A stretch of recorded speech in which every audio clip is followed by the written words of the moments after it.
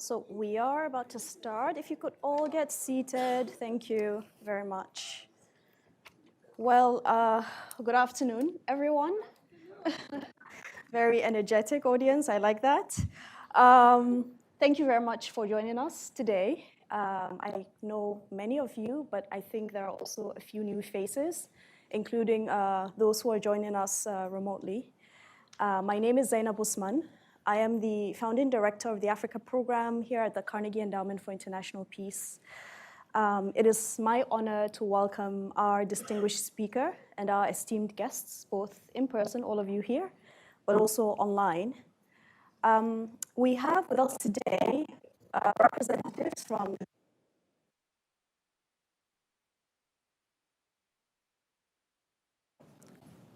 handheld mic, maybe?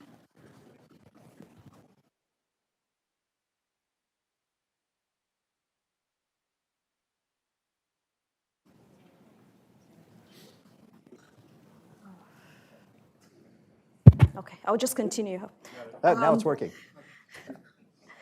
So we have representatives from across the U.S. government, major multinational corporations, and also delegations from 27 embassies here in D.C. Thank you all for being here today, all protocols observed. I had to say that. I'm a scholar, but I have ambassadors here. I don't want to offend anyone. At the Carnegie Endowment's Africa Program, we focus on the economic, the political, and the transnational issues shaping Africa today and into the future. A key objective of our work is to inform global decision-making in international policy to advance the continent's economic development. We do this by producing technical analyses on key policy areas such as the energy transition, digital technology policy, trade, and investments. In this new era of international affairs, we also serve as a bridge for policy dialogues between stakeholders here in DC and in Africa. Through these twin threads, the Carnegie Africa Program is playing an explainer role of the seismic policy shifts happening here in DC as they affect the African continent and the wider global South. Just this year, we at the Africa Program have leveraged our analytical and our convening capacity to explain the impacts and the opportunities for African countries of, among others, rapid changes in US tariffs and trade policy, the evolving role that critical energy transition minerals will play in the US-DRC relationship, and also the global policy reframe from energy transition to energy security. I urge you all to check out our website for these publications. With a new administration, well, not new, newish, administration in the US White House, the policy environment in Washington, D.C. has become very fluid. In the first 100 days, the Trump administration moved swiftly to implement a far-reaching domestic and international policy agenda. In doing so, the administration has upended many of the norms that underpin global trade, aid, and diplomacy. It is, in a sense, a new world that we find ourselves in today. From energy diplomacy to trade policy to development assistance and digital technologies, prevailing modes of operation that once seemed immutable are changing rapidly.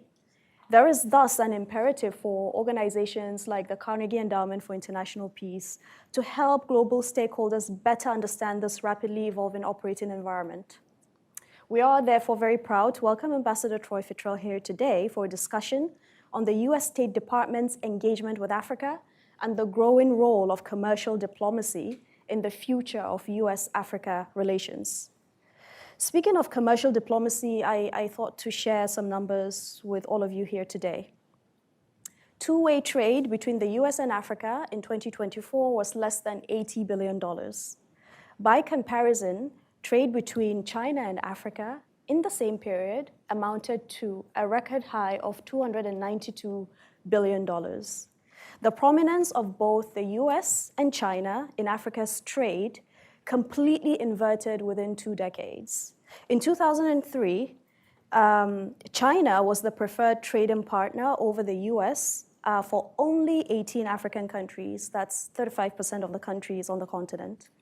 Fast forward to 2023, solidifying itself as a manufacturing and trading behemoth.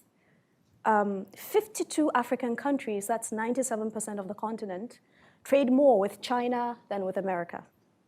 I thought to share these numbers to underscore the importance of effective commercial diplomacy for Africa's economic future, but also for the future of US engagement with the continent. The Trump administration is definitely repositioning the US economic relationship with the continent. 2 weeks ago, the public was treated to the unveiling of the Bureau of African Affairs' new commercial diplomacy strategy. And we will hear more about this commercial diplomacy strategy from Ambassador Fitrell.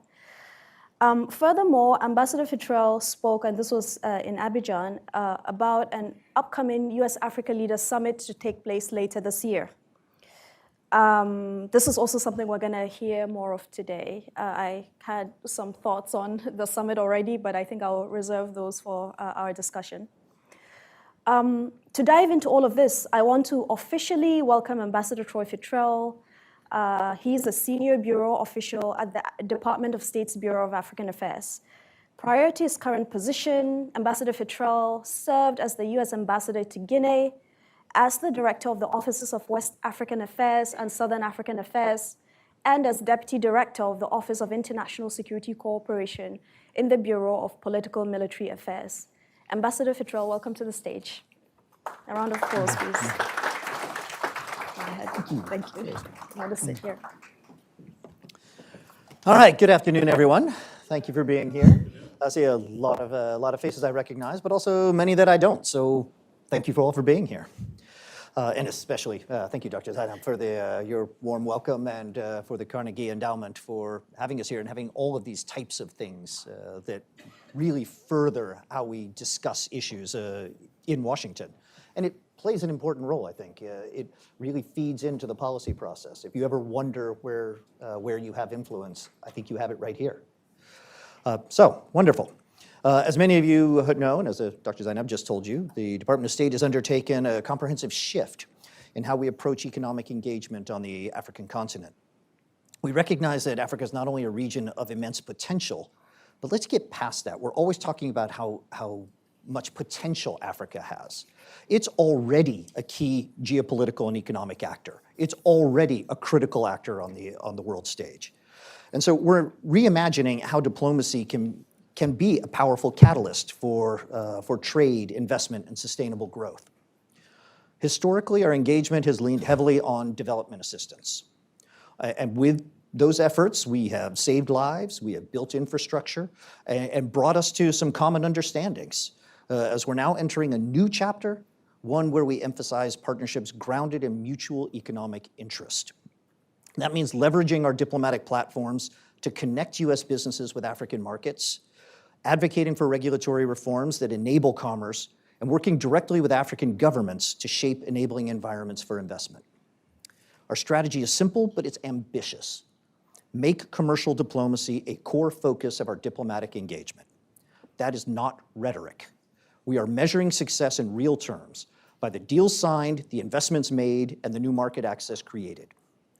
Just within the past few months, U.S. ambassadors across the continent have helped facilitate more than 30 major commercial deals totaling more than $6 billion. And by the way, we put those numbers here in this comment because I said that several weeks ago in Abidjan. But this morning, I got the notice that we're at 71 new deals since the advent of the new administration. These include infrastructure, clean energy, tech ventures. These deliver not only financial returns, but also skills development and job creation for African communities. One of the biggest concerns we've heard from the US companies is that our government tools, financing, project development, and trade facilitation, have been too fragmented and too slow. We need to change that. We are pushing for reforms to our export and investment support frameworks so that US firms can better compete with global actors, including China and Russia, who often bring aggressive financing and state-backed leverage. We're also encouraging our development finance institutions to take on more risk because the opportunity is worth it. African markets are dynamic, youthful, and increasingly digital. By 2050, the continent will be home to 2.5 billion people with a projected purchasing power exceeding 16 trillion. This rivals the economic output of our 3 largest current trading partners combined. It matters. And this is not a US-only effort. We're working hand in hand with African leaders to identify market reforms needed to unlock investment. These include reducing non-tariff barriers, improving contract enforcement, and modernizing customs procedures. And where those reforms are made, we will spotlight those countries as priority destinations for trade and investment, especially at the U.S. Africa Leaders Summit that we hope to hold later this year. Our goals are not transactional. They are transformational. Where African governments choose American companies, they aren't just selecting products. They're choosing quality, innovation, transportation, and long-term value. American companies bring with them not only capital, but also training, jobs, and community investment. That's the American way of doing business. We pay taxes, we pay sovereign royalties, we invest in workforces, and we don't bring in floods of expatriate workers. Visit any American company on the continent and you won't find locals just in labor positions. You'll find local technicians, accountants, directors, and CEOs. We don't have state-owned enterprises that I can simply direct, but that is a strength, not a weakness. The innovation, the drive, and the commitment to true viability in investment, these are the key factors for sustainable economic growth. And we're committed to widening the bridge of opportunity. That means bringing more small and medium-sized American businesses into African markets. There are nearly 300,000 export-ready US firms that have never done business on the continent. That's a missed opportunity, and we aim to correct that through outreach, matchmaking, and market intelligence. In closing, just let me emphasize, the United States sees Africa as a partner in shaping the 21st century global economy. We intend to root this partnership in shared prosperity, mutual respect, and a clear-eyed recognition of our interconnected futures. We're in Africa because it matters. And so with that, let's jump into the conversation. Thank you. Have a seat. Thank you very much, Ambassador Fitrell. Before we start, I want to walk everyone through our run of show. We're going to have a discussion with Ambassador Fitrell for about 20 minutes, and then we'll open up for Q&A. This is something I always like to do. All of you are here because you want to engage, and we'll definitely give an opportunity for that, and then we'll wrap up.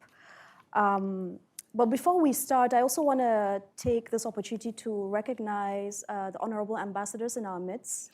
Honorable Ambassador Gon from Honorable Ambassador from Côte d'Ivoire, Honorable Ambassador from Togo, Honorable Ambassador from Namibia, Honorable Ambassador from Rwanda, Honorable Ambassador from Djibouti, and also Honorable Ambassador from Botswana.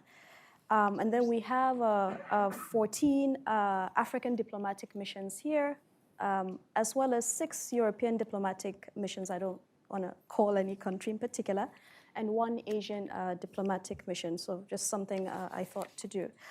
I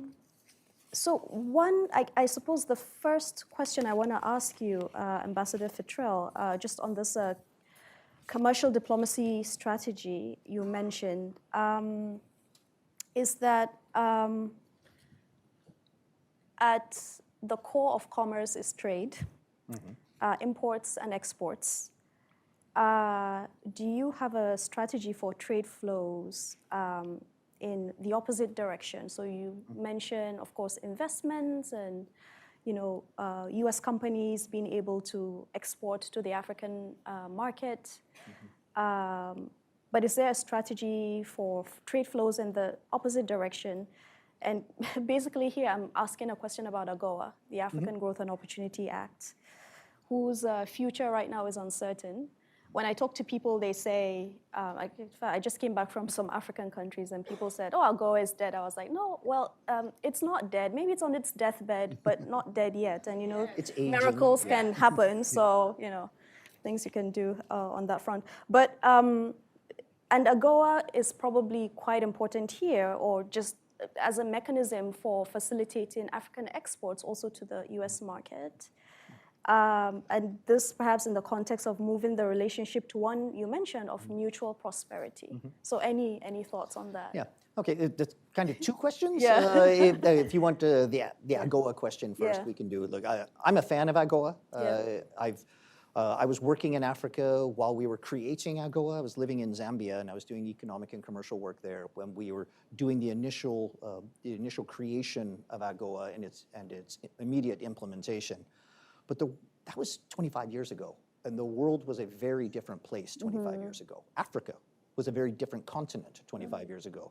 I'll tell you, the Zambia today is unrecognizable from the Zambia 25 years ago.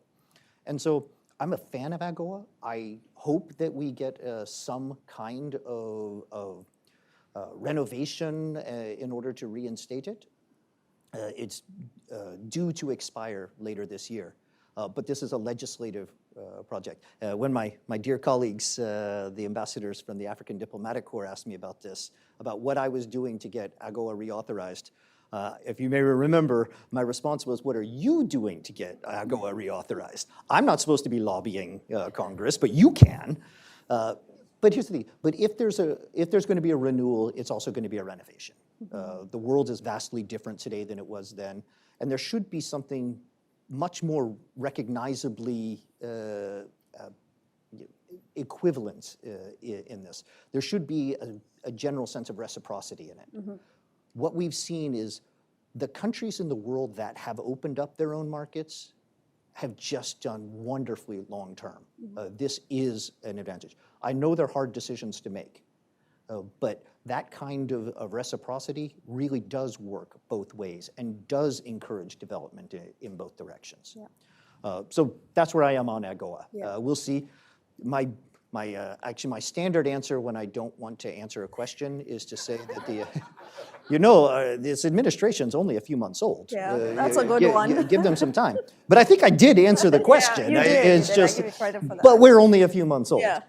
And so while I've been in the State Department for 30 years, I took on this position on January the 20th. Yeah. And so, we're just getting started, and there are some policy positions we are yet to take. And so I've been arguing what I feel is the future of our bilateral trade relationship, and we'll see what happens when all the other entities get involved. Yeah.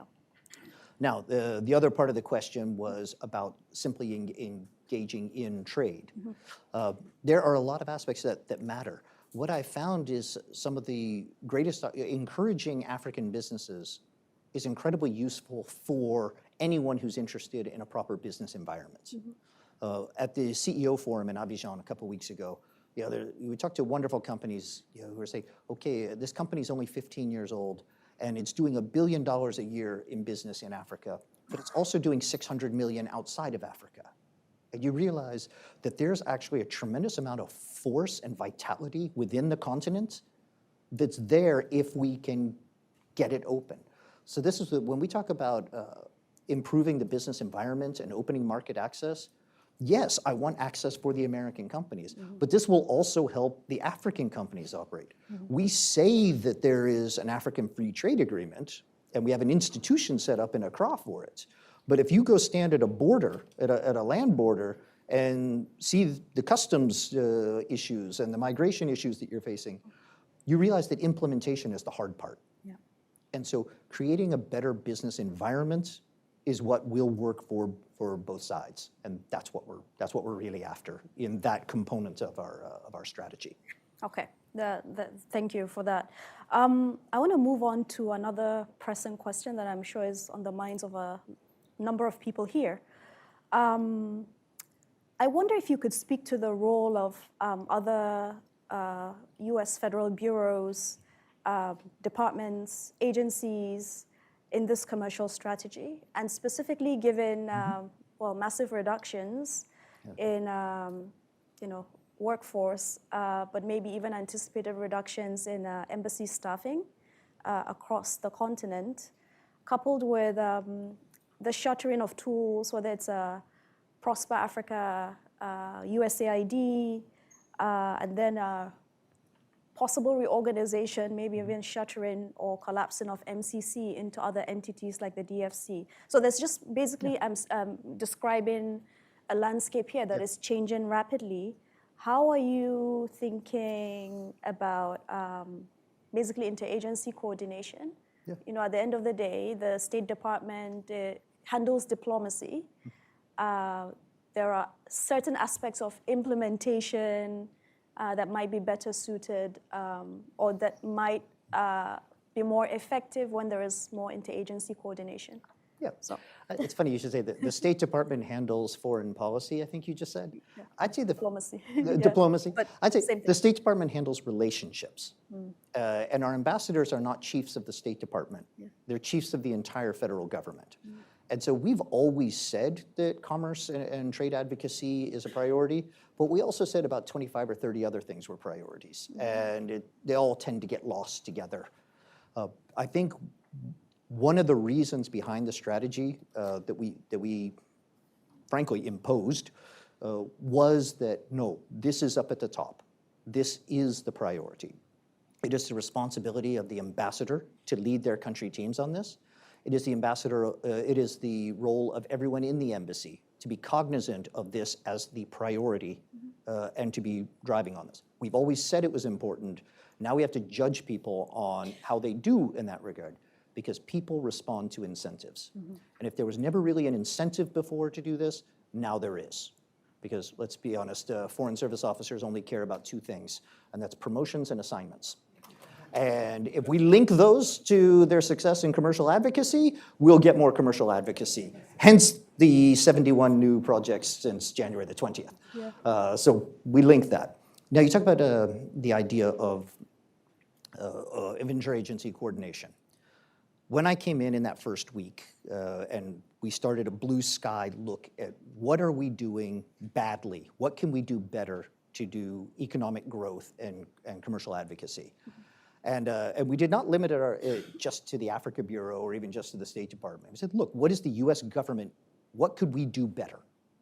And so we looked at all of that, and that meant we were sticking our nose in where it really didn't belong. And our colleagues at Commerce and DFC and XIM were wondering why we were doing, but the actual plan that we came up with was so well received, they jumped on board on that. And when you specifically talk about, we weren't doing this because we dislike the foreign commercial service. We were doing it because we love the foreign commercial service. We need more of that. We need that spread around. But it can't just be one person in the embassy's task either. It needs to be the team approach that you're referring to. So here in Washington, in particular, DFC, XIM, and the Department of Commerce, we keep together on a regular basis. Several of you, when you've had your delegations come into the State Department, you see, when you come to my office, you see all four of us. Because we want there to be no difference in what you're hearing when you travel around Washington. It also makes it easier so you only have to have one meeting instead of four. But when your ministers come from your countries and your presidents and your vice presidents, we have them meet as a team. In our embassies, we call that our deal team. And that's when all the people relevant to the issue at stake meet together to make sure commercial advocacy happens. But we've copied that in Washington, and we found it to be extraordinarily effective. It means we all own it. The Department of Commerce has some wonderful prospects with their commercial engagement partnerships, but they're not everywhere on the continent. And so, and even where they are, it's not just left to them. The ambassador needs to lead it. Everyone needs to be involved. It needs to be a priority. And so far in this administration, it is. Great. Very, very insightful. Thank you for that. I now want to move to the U.S. Africa upcoming summit. Is it a business summit? Is it a leader summit, or both? Or, can you just tell us a little bit more about it? Starting with the caveat, the administration's only a few months old. I have submitted my recommendation of what we should do, and I'm waiting optimistically, and I think it will be improved. But that's how we're going to do it. That we are going to have an Africa Leaders Summit is just fact. That is happening. So I'm recommending that it be in September, roughly alongside of the UN General Assembly, just because so many of the leaders are already here, and it makes it easier for everyone to gather in that regard. And it will be almost entirely focused on economic growth in all of its facets. For me, of course, that's commercial advocacy, but it's also stressing what we can do for market advocacy, and ease of doing business. And one of the things we've been telling our partners in our partner governments across the African continent was have a couple of major deals, use this as an action forcing event, but also look at some of those market reforms, showing that you're serious yourself about sustainable economic growth. And we will highlight those at the summit. And so that's part of the intention, using it as an action forcing event, but almost entirely dedicated to economic growth, sustainable economic growth, and commercial advocacy, and public sector, private sector partnerships. Okay, so maybe September for the summit, maybe. That's your recommendation? That's what I think is going to happen, but until I get that signature, okay. It's... I know there are questions on that, but I'll just move on to, because I know we have a few more minutes before we open up. The next question has to do with, I suppose, the Lobito Corridor project. Sure. So in December, here at the Africa Program at Carnegie, we put together this compendium of chapters, all of the scholars and the staff in the program. People over here as well. Yeah, so please, if you haven't, I have to kind of sell stuff here. But on a serious note, and it's on how we think the administration can focus on strengthening the economic relationship with Africa. As you know, a major focus of our work is foreign policy through the lens of economic development as it relates to Africa. And chapter 3 here is a chapter on the Lobito Corridor and beyond, mobilizing U.S. investments in Africa's critical minerals. We make a couple of recommendations there, and the good thing is each chapter is like 3 pages long, so not too long. We know this is for policymakers. People don't have time to read lengthy documents. And I want to highlight 2 recommendations we make here, because that's going to be part of the question that I ask you. One is that when it comes to the Lobito Corridor project, my sense, and speaking to a lot of experts, but also people on the ground in a lot of countries, is it's great that the U.S. is finally in the infrastructure business in Africa, but it cannot be an extractive project of, Africa has this history with the rest of the world where its minerals have been extracted for centuries, actually. So there needs to be processing, refining, manufacturing of those minerals, and we make that case that maybe this is how to consider rebranding the Lobito Corridor project in this administration. And then the second recommendation we make is that maybe there needs to be a second corridor project, but this time in West Africa. Or a third and fourth and fifth. Yes. Agreed. So based on those 2 points, what do you think is going to happen to the Lobito Corridor project? First off, we're all in on Lobito, 100%. My goal is to see rail make it all the way to Kolwezi. There are a couple different routes, both of which are viable. They're not mutually exclusive, but we are all in on Lobito, and we're already seeing the benefits and how it generates further economic activity outside of the transport and mining sectors, and that's the intention. So first, let me get back to one of the sort of the undercurrents of one of the questions you had. And of course, I'm going to use a Guinea example because that's where I spent the last 3 years. If 80% of your country's foreign, cash receipts come from the mining sector, but 80% of your population works in agriculture, then you have this fundamental disconnect between the people of the country and the economy. And that is not sustainable. There is no future for a country like that that doesn't include agriculture. Now, you're not going to be able to build at $1 million a kilometer a railroad just to support the agriculture sector. But if you can build that railroad for the large extractive industries, such that the railroad is available for the other forms of commercial engagement, then you've got some really interesting opportunities. Same thing with power. You talk about the refining and the value added. Every mining license, a mining concession in Guinea's history has required that they process bauxite into alumina there on site. And for 70 years, no one's really done it because they all had the same argument. We don't have the power. The power grid will not support this. Therefore, we have to just export the raw bauxite. One part, having American companies involved, we've actually solved that problem by an LNG project that we got ratified just about 6 months ago. So now, suddenly the mining companies are being told, you have to live up to that thing that you've been promising you would do if you ever got power. So now we are seeing the construction of refineries. But it just makes sense. When you have the business environment ready, then you can do this, but you have to get that infrastructure part correct. Let me go back to the agriculture again. Yeah, in central Guinea, you have massive poultry operations and eggs. But if you go to a supermarket in Conakry, they're importing eggs from Spain. There are eggs just 100 kilometers away, but if you try to bring them in, they'll all be broken because of the state of the roads. It's really that simple sometimes to just get the infrastructure right. And so the paving of the roads right now, we're expecting to have a huge boom in agricultural production in central Guinea. It's not gonna make any newspaper headlines because everyone's always talking about iron and bauxite, but it really matters. And that's where that infrastructure can come. So for me, the Lobito corridor, you already see the vitality that's coming through it. When you see the railroad starts running their trains, the very first locomotive, an American-made locomotive, I will have you note, was just commissioned for the new railway in Guinea. You get this. Wabtec locomotives, the old General Electric, 98% of all the locomotives they've ever built are still operating. You don't see that with anything made anywhere else. So when you look at initial costs, you have to look at life cycle costs, and these things matter. But that kind of engagement.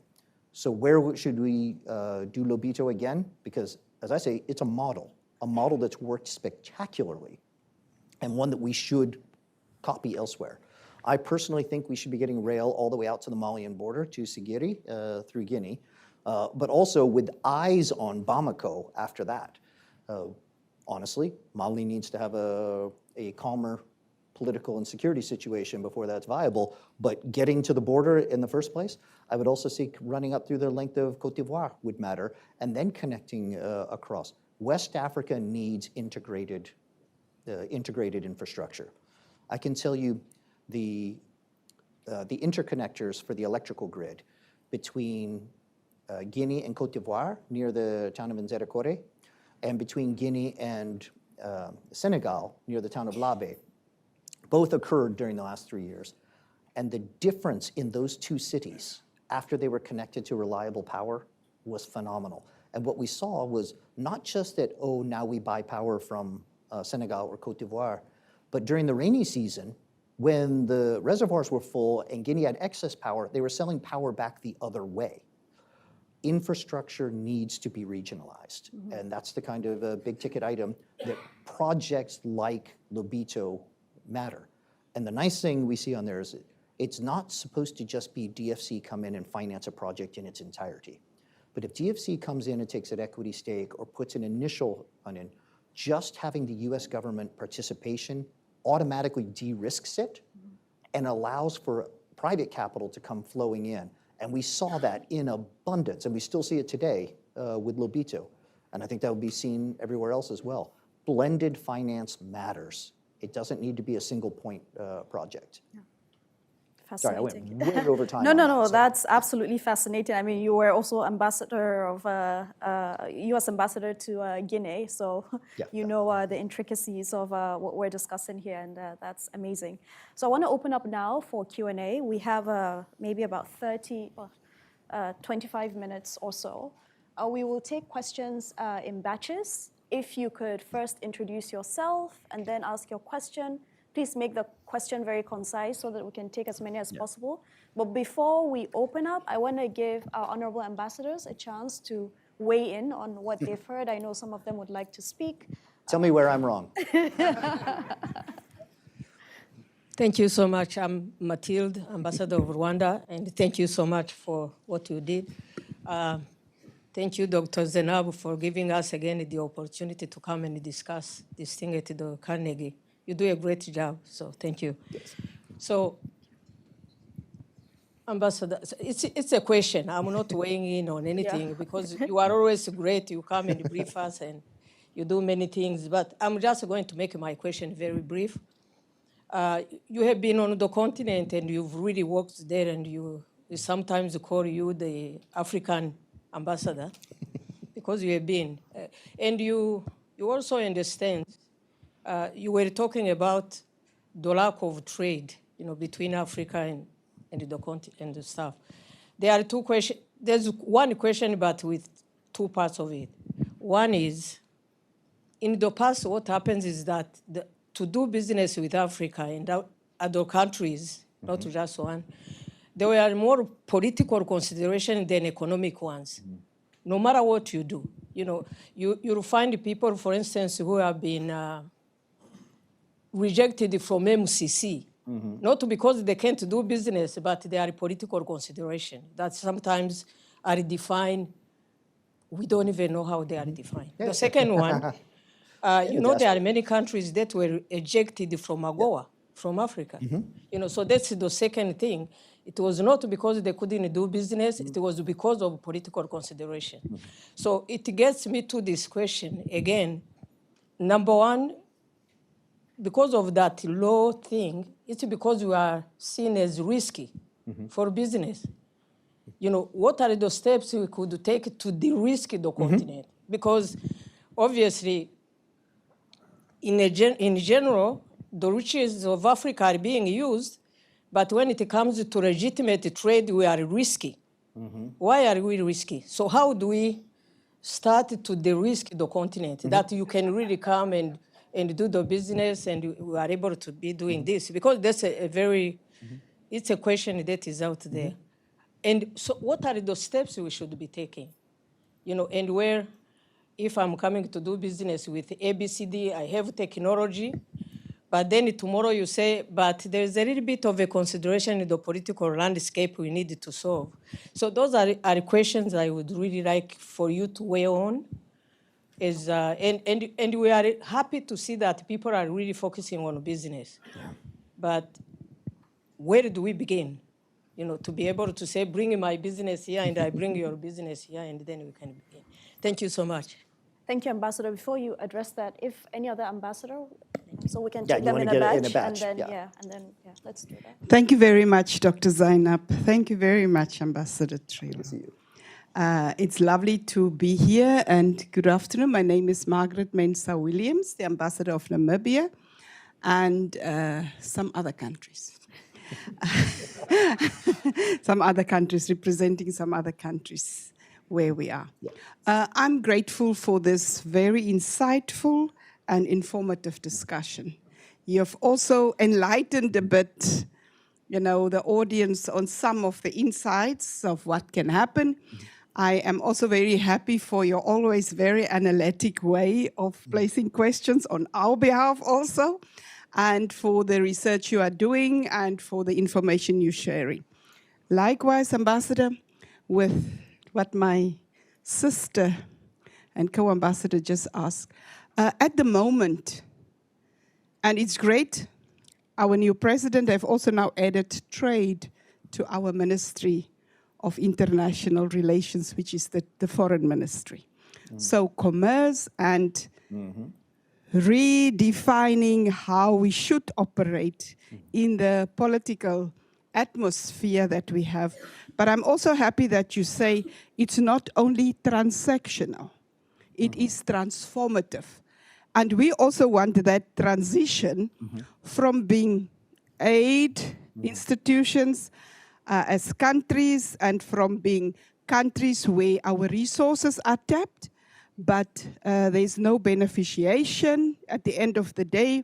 We would also like to understand, as it is with the current situation of tariffs, we have a problem with possible investors to our country and from our country to do exactly what the current administration want us to do. And they are saying you know, they have a wait-and-see attitude. They don't want to engage us. They don't want to move forward.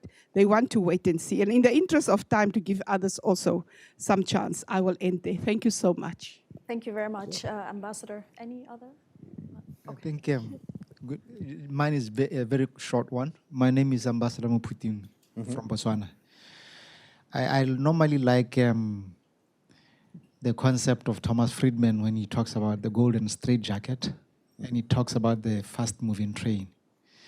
I just wanted to find out, as we transition from aid to the partnership in terms of commerce and understanding how Africa has been a little bit behind when you look with the rest of the continents.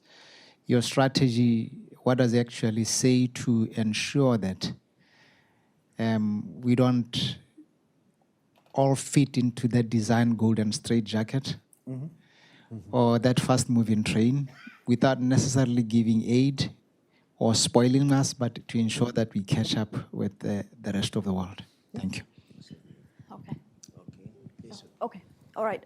We have 3 questions for you. Sure. You could address them, and then we'll open up. A whole bunch of questions in there. But let me just run down. And that's why I started taking notes, because the last time especially when I engaged with the African Diplomatic Corps, I got so many questions that by the time I started answering, I started forgetting them. So I was writing down. So look, as far as I'm concerned, to do business in Africa, you have to really mean it. You can't just drop in and expect something to happen. You have to build relationships. And that's one of the things I'm always telling prospective investors when I'm on the other side and receiving them. You have to really mean it. You need to make sure you're here for the long term. You have to make sure that you're engaged and you have the right relationships. And so in doing that, you talk about the political considerations that they came in, and you mentioned MCC and AGOA. Look, both of those are things that were just tremendous, just gifts straight out. MCC was, we are just going to come in and pay for a massive amount of infrastructure. But in a lot of cases, we did that through open tenders and things, and they weren't necessarily going to US companies. It was just, here, we're gonna come build something for you. It's nice. I think everybody liked getting MCC in that regard, but there was no relationship there. It was just, we're coming in to build a thing.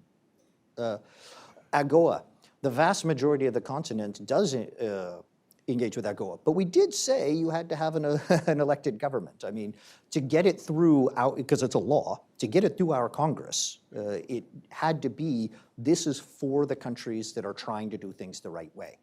And the vast majority of African countries are qualified for AGOA. And when you look at the few that aren't, one might suggest that their problems are not because they're not in AGOA. Their problems are because of how they're governing their own countries. And that's been an issue. But the countries that have truly benefited from AGOA have been doing so dramatically because of how they took their approach to business. Let me switch to, when you were saying that though, it reminded me of, in the 1970s, the poorest country in Africa was Mauritius. And now it's the wealthiest country in Africa.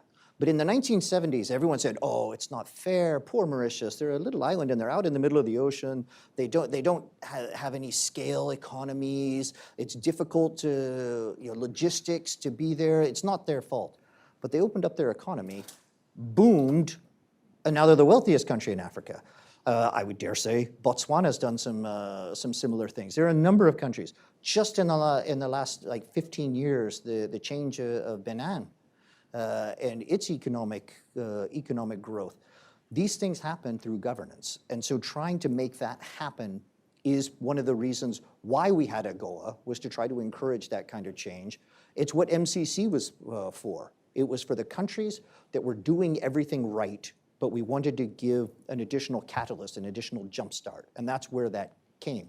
But certainly nobody was entitled to a $500 million project. It was, you're doing great things in your country, let us see what we can help on that. Now we talk about how to de-risk.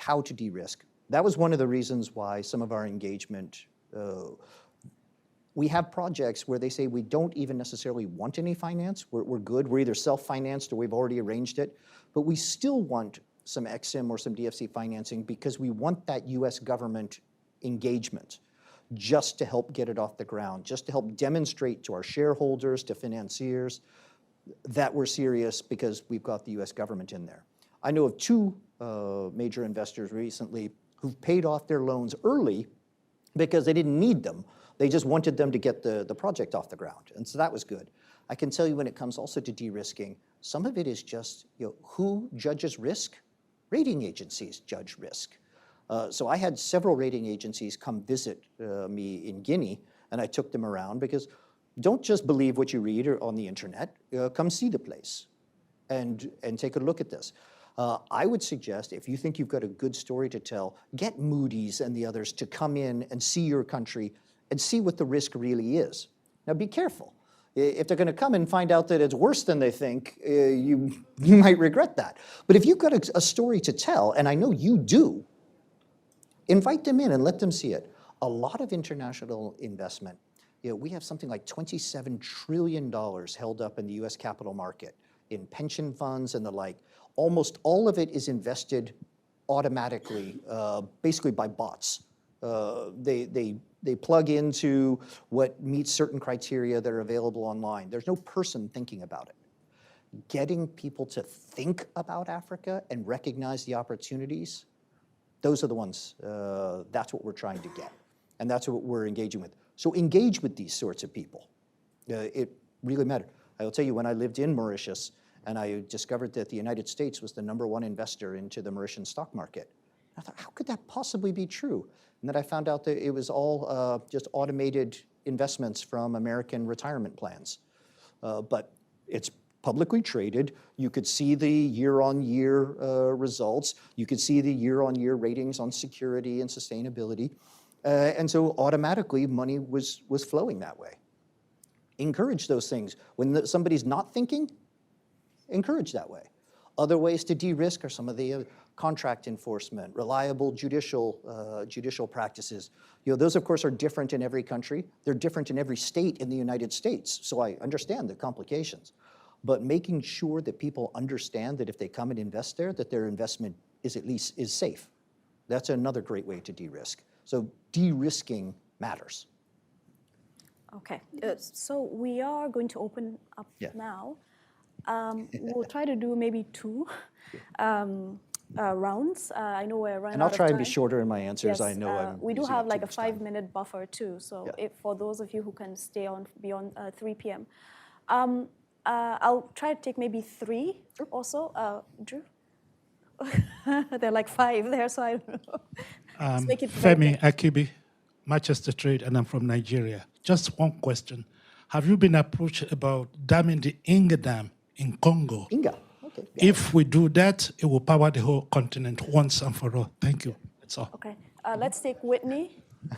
And Snatch the microphone. yeah, and then the lady. It's and a then we'll jungle come out back. here. Yeah, don't get between Whitney and a microphone. It's a jungle, I tell you. Thank you very much for this conversation that I've been putting commercial diplomacy at the forefront. I want to follow up on Ambassador Matilda's question about de-risking and the notion of tax incentives for U.S. companies, which would help to change the dialogue from one of risk to one of opportunities. And the second is, you mentioned 71 deals. Is there a website that folks can see what sector, what country, and what dollar value so people can get more granular in terms of what's happening? Thanks. Yeah. The lady, and then Mel, and that's it. Thank you very much. Because if I don't give it to Mel, he's not going to forgive me. So. Amy Stumbach, Professor of Anthropology and International Studies at the University of Wisconsin-Madison and Council on Foreign Relations visiting fellow. My question for you is, how do you connect commercial diplomacy to educational diplomacy and cultural exchange programs, which have really been vital for the connections that we've maintained across the Atlantic? Thank you. Okay, and then Mel, that's the final one for this round. Mel Foote, Constituency for Africa. Yeah. My question has to do with the role of the African diaspora and Trump's policy toward Africa. You got 1 billion people in Africa. You also got 1 billion Africans in the diaspora. What is the role of the African Americans and the diaspora in this new Trump policy toward Africa? Okay, that's for this round. Go ahead. Okay, rolling. Inga, I'm a big fan. I've been advocating for engagement on that. as important as it is, and as much as I love it, I tend not to stress things like it would power the whole continent, just simply because of line loss. The usage of the electricity has to be relatively near where it's generated. But you know what is near Inga is Kinshasa. And so if you want to have the opportunity for distinct and significant economic growth in Kinshasa, Inga's perfect. And that matters because cities matter. And so while by the way, and if you were going to do minerals processing, putting it within the sort of the concentric circles from where Inga is, you could do a lot of minerals processing there that would matter also. And of course, what's near Kinshasa is Brazzaville. And so you could get a good, solid regional approach there. It really is important. So I'm a big fan of Inga. We're not going to be powering gold mines in Guinea or in Ghana, from Inga. Just simply the line loss doesn't allow for that kind of transmission. But it does mean that when you have available electricity, someone will come and use it. We've seen that everywhere in the world. We've seen that everywhere someone builds a hydro dam. I just mentioned Ghana. The dam, the Valco Dam in Ghana was considered to be the permanent power source for all of West Africa. And yet it was probably only about 10 years before they had to start rationing the power because there was so much economic growth that was using it all that it's just a wonderful thing to see. So yes, big fan of Inga. Tax incentives, that's a little out of my remit. I love the concept, just not sure I'm the one to either address that, to either fix it or even comment on it. So I'll skip that. But the list of 71, we don't necessarily want to publish the list because sometimes it's got some things that are still ongoing and we don't want the arguments of that. But we will certainly be making clear a large number of the examples. Some of them you know well because when they signed, there's big publicity around it. But others, there are reasons why they're still continuing on with the project and they don't want to necessarily compromise their prospects. And a lot of it's just business confidential information. But we will be putting up a large number of examples of the kinds of deals that are happening. How to link commercial with education and exchange. I can tell you, currently as we stand, we use a lot of our exchange programming to focus on economic growth and on commercial advocacy, but also on the sorts of things that make a good business environment. Rule of law aspects, we do a huge number of exchanges on that. Our investments in education have not been very large for the last decades. But I agree with you, if you want sustainable growth, you need to have investments in education. The countries that have done that, have opened their economies and invested in their people, show benefits so rapidly and so significantly that they just can't be discounted. For that, I would largely say is when you get the investors paying their taxes and when it happens to be in the extractives actually paying their sovereign royalties, that's the money that a state should use for its state functions.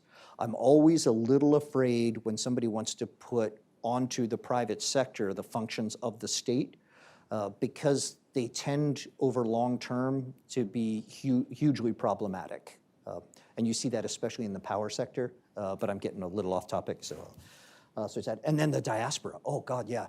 The role of the diaspora, especially with investors, has just been incredibly dramatic. But also when people see opportunity, and this, again, I'm gonna just have to go to a Guinea example. Every single government ministry in Guinea, somewhere in their front office, chief of staff, senior advisor, minister, deputy minister, there's someone in the front office of every single ministry who's from the diaspora, who's from North America. And it's because, okay, I could just join the rat race here in the United States, or I could go be part of something magnificent and new. And the desire to come back and put their skills and efforts into I would say not their home countries because they're dual citizens, but into the country that their families come from. It's just amazing. It also makes it kind of easy to be an American ambassador there because you can always find a friend in the front office of every mission. But also, we tell you, you've got to mean it, you've got to care. Diaspora communities are fantastic at helping mobilize that kind of interest. Diaspora communities are also incredibly successful here in the United States. And so their ability to invest themselves and be leading edge investors has been spectacular. Ghana and Nigeria are both particularly interesting examples of that. We love the engagement with the diaspora communities, and they've been incredible, like sort of force multipliers in everything we're trying to do. Great. We're going to take one more round. I'm going to try and take in as many. It's going to be the Hunger Games here with respect to the microphone, but we'll do our best. Okay, so we'll take one from the gentleman there, and then Steve, and then we'll come here, and then, yeah, okay. Please make the questions very brief. I mean, we're running out of time. Matthias Hammer with Semaphore here, foreign policy reporter. I'm wondering if you... Semaphore? Yes. I'm wondering if you could elaborate a little bit on your comments regarding potential corridors beyond Lobito. When you said this is something you wish this has happen. Is this something where there are concrete plans or ambitions within the State Department to encourage or to foster some of these projects? What can we expect from the State Department and from this administration on beyond Lobito? Okay. Okay. Steve? Okay. Stephen? That's okay. Okay, sorry. Okay. Hi. Steve Landy, a quick remembrance for Charlie Rangel and for President Nujoma, who both have passed very recently, and we miss them. Quick comment and then a quick observation, then comment. One, I woke up this morning and I said, what the hell can I do at 83 to add something to this conversation? I said, I'm going to ask the new God, not the Talmud, but artificial intelligence. And I asked him, I said, what would happen if we did not renew AGOA and allowed it to expire before the summit? It came back with 5-paragraph answer, which I will not read, but I suggested you refer it to Scott Besson, Mr. Lutwig, Jameson, etc., to find out. But it was a very good answer for those who would like to see. Not AGOA simply renewed and enhanced, possibly extended for a short time, but we don't want to do it in a rush. My recommendation was, given the recent decision of the Court of International Trade, which may put the schedule in terms of tariffs, can you suggest that the negotiations with Africa, whether they're for the Leadership Summit, whether they're for the advice on the renewal of AGOA, whether they're tied to the reciprocal duty program that they propose, the 10%, that they be put together in one group, and maybe we pull Africa out and we deal with it? And my example would be the way we dealt with Canada and Mexico and the USMCA. We excluded eligible products from any increased duties, but we did work, quote, on improving them. And I think Africa is very willing to take steps to increase U.S. exports into their countries. Thanks, Thank Steve. you very much. Yeah, thank you so much. Cool. And yeah, Somebody on that side? yeah, maybe 2 here and then 2 here. Thank And you. that's what we'll have to- My name is Rosalind Spencer. I'm originally from Liberia, next door to Guinea. Senior Minister tomorrow. Wonderful, thank you. But I've been in the U.S. for a long time, and my background is all pension, and pensions. And you know that's where the money is. The problem we are having is education. And you hit that when you talk about we need education, but we need education for pension investors who have the allocation but are reluctant to invest with African fund managers or in Africa because of the various reasons. What is this administration doing in terms of guarantees, support, grants to help bring these pension funds up to speed so that they can invest in partnerships and opportunities on a continent? Thank you so much. Great. There's a gentleman behind her. Ben Mwangachuchu, I have a question on Lobito called I am in the mining sector in DRC. So is there a specific program to smelt the minerals on the ground, or is it Lobito corridor just for evacuation, given the situation between the US and China, where most of the minerals are shipped for transformation and then brought back to the US? I'm curious to understand the whole logic Thank you. Okay, we'll take two more from here. That Hi, gentleman there. Zach Coleman with Politico. I know at the Powering Africa Summit you were there talking about partnering with Africa on their energy transition to energy systems. I want to know, because climate change is affecting Africa disproportionately compared to other continents, what is the administration's policy on helping African nations implement their climate plans when it comes to renewable power like solar and wind? Okay, one more, Ryan. Thank you. My name is Ryan Musser. I'm with the Center for International Private Enterprise. We work with chambers of commerce and business associations in Africa to advocate for better business environments. In your comments in Abidjan, the second criteria that you said you were looking for, a goal was to work on implementing the top 5 market reforms identified by the private sector. I was wondering if you could just elaborate on that a little bit. If you're looking for a formal process, is the private sector the local private sector, U.S. private sector, both? If you could just expand on that point a little bit. Okay, sorry, we'll have to close now. We're running out of time. All right. And you don't have to answer all of them. You can pick, and then maybe they can meet you after the session.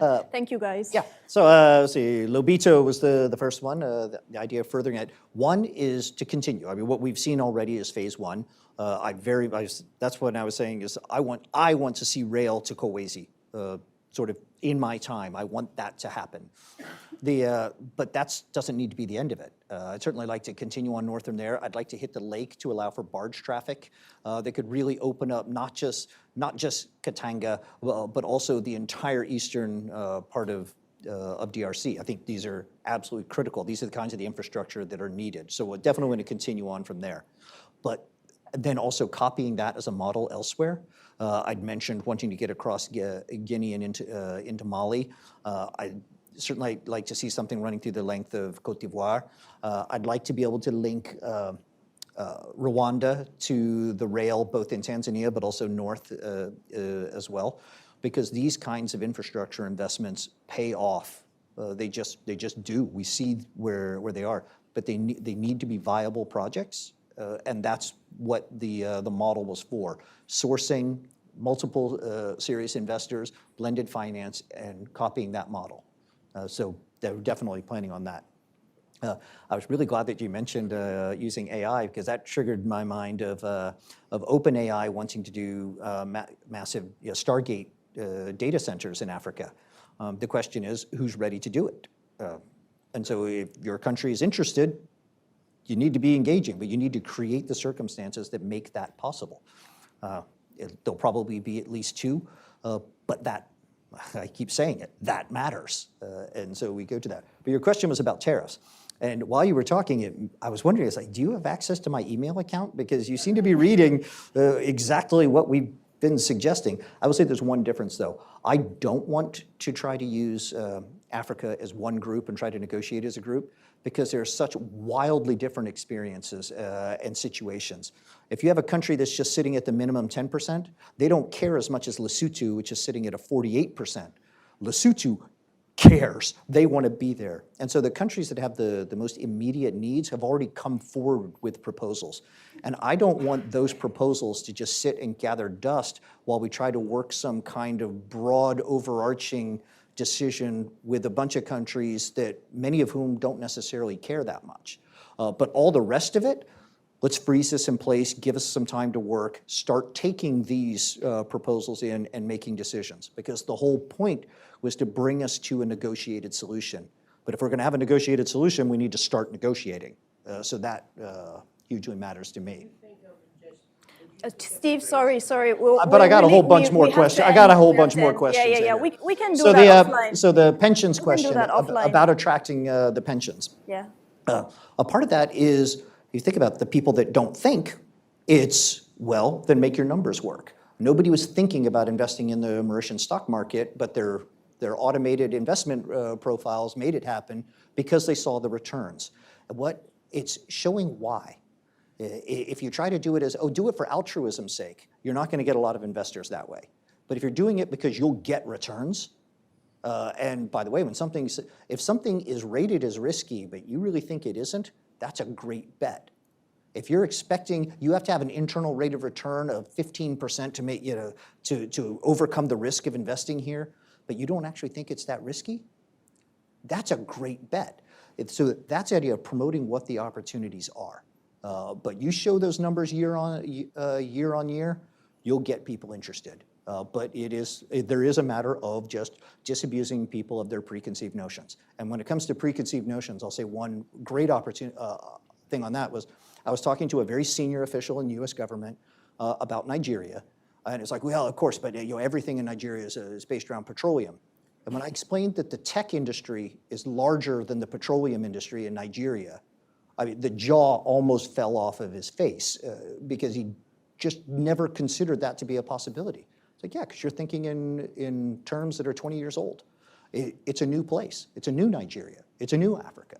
And so sometimes disabusing people of those preconceived notions, this is why we have events like this, to try to promote exactly those kinds of issues. Smelting minerals in the DRC. DRC is huge. So it also depends which minerals and where. And so if you're going to do massive operations, with copper, you've got to get it at least to cathode in order to be able to toss it on the back of the truck. So there's some processing. Cobalt, you need to leach it out.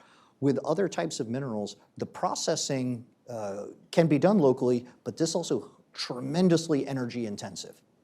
If you're near Inga, you can, and Inga gets built, the phase 2 and phase 3, then you're golden. If you're close enough to some kind of grid or some kind of power source, and we've seen some of the places, mines building their own mini hydro dam just on site, just to power their own operation. A lot of it really depends on that. But remember, it's cheaper and easier to ship refined material. People ship the ore just because they don't want to bother doing this otherwise. And that's where you see it processing. But I'll say, you kind of mentioned that, and going and processing all that in the United States. We don't do a lot of that processing. That business model is the Chinese business model. Yeah, don't cover us with that. We are not following the Chinese business model. If you want to dig a big hole in the ground and you don't care that the river turns brown, they're the ones you go to. But if you want it done in a modern, forward-leaning way with the latest technologies, yeah, and the river's still blue, that's how we do that. Okay, climate change. Now, you were at the Powering Africa. We talked there, so you already heard my answer on this, so I'm guessing you asked me because you just wanted me to hear it. You wanted to hear it again. But the simple fact is that we still mine coal in America and generate electricity from it. So for me to try to tell a country that they can't use the resources that they have seems a little problematic. And that's just not something we're going to do. So you heard Secretary Wright say it's all of the above. What we're interested, if you can make a proper viable business case, we'll support anything. And yes, I said it in thing. Is that code for carbon? Yeah, that's code for carbon. But that doesn't mean we're not interested in green technologies. I spent a good part of the weekend over the last couple of days making phone calls to Nigeria about a solar project there. We're still big on solar projects, and when I'm down in Luanda in a couple weeks for the Corporate Council on Africa Summit, I'm going to be hugely promoting solar projects because we have viable business cases for it. So we believe in green energy because it's appropriate in a lot of places. It's the best decision in a lot of places, but we're not going to restrict ourselves from the other opportunities if that's what a country needs to do to manage its own development, the exact same way Europe and North America did for their own development. Ambassador, I'm afraid we have to end. Ryan, I know you asked that question. At least you had the opportunity to ask it, and we can connect offline. I know a lot of people have questions. Someone mouthed AFCFTA to me, so I had to mention it. But I think all of this shows that there's so much appetite for this conversation. You can see that 90% of the audience here, people here, are still here, even though we're running a little bit out of time, meaning that there's more people are hungry for information. The truth is, there's a lot of disruption and there's a lot of uncertainty. So if the more information we can get, the more I think people will feel that they have a sense of what is going on with respect to U.S. Africa relations. And certainly we at the Carnegie Endowment for International Peace we will continue to provide the platform to have these conversations. We are non-partisan, and we're really interested in the policy shifts that are happening.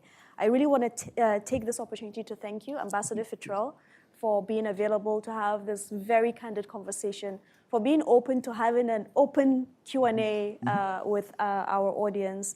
And thank you very much to all of you for coming here today. And finally, thank you to my colleagues at the Carnegie Endowment, the Africa Program in particular, Andrew Danek, Blaine Solomon, Alexander Chenadi, Sylvester Kwanzaa, and Tani Washington, as well as Jane Monga and all of the amazing work she's doing on tech.